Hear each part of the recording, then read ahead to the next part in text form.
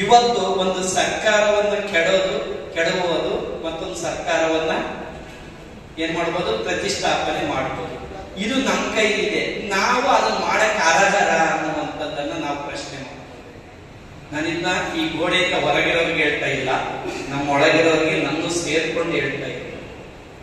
ಇದು ಮೊದಲೇ ಆಗ್ಬೇಕು. ಹೋರಾಟದಲ್ಲಿದೆ. ನೀವು ಮೇಲೆ ಮಾನನಷ್ಟ ಮೊಕದ್ದಮೆ ಆದ್ಮೇಲೆ ಸಂಘಟನೆ ಕಟ್ಬರ್ತೀರಿ. ಅಲ್ಪರಿಹಾರ ಸಿಗಲಿಲ್ಲ, ಅವಾಗ ಶಿಕ್ಷಣಕ್ಕೆ ಹೋಗ್ತೀರಿ. ಯಾಕೆ ಮಾಡ್ಬೇಕು? ಯಾಕೆ ಮಾಡ್ಬೇಕು? ಮೊದಲು ಶಿಕ್ಷಣ, ಪರಿಪೂರ್ಣ ಶಿಕ್ಷಣ ತಗೊಂಡು ಆಮೇಲೆ ಸಂಘಟನೆಗೆ ಹೋಗೋಣ, ಆಮೇಲೆ ಹೋರಾಟ. 100ಕ್ಕೆ 100 ನಮಗೆ ಫಲ ಸಿಕ್ಕೇ ಮಾಡಬೇಕು ಅನ್ನೋದು ನನ್ನ ಮನವಿ.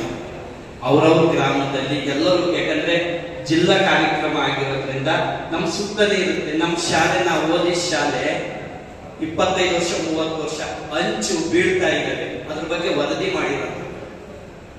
ಇನ್ನೊಂದೆಲ್ಲೋ ಒಂದು ನಾವು ವರದಿ ಮಾಡಿರ್ತೀವಿ. ನಮ್ಮ ಸುತ್ತಮುತ್ತಲಿರುವಂತಹ ಅವನ್ನ ನಾವು ವರದಿಯನ್ನ ಮಾಡುವಂಥದ್ದು. ಬಹಳ ಜನಕ್ಕೆ ಬಡತನ ಇದೆ. ಇವತ್ತು ಸರ್ಕಾರದಲ್ಲಿ ರಾಜ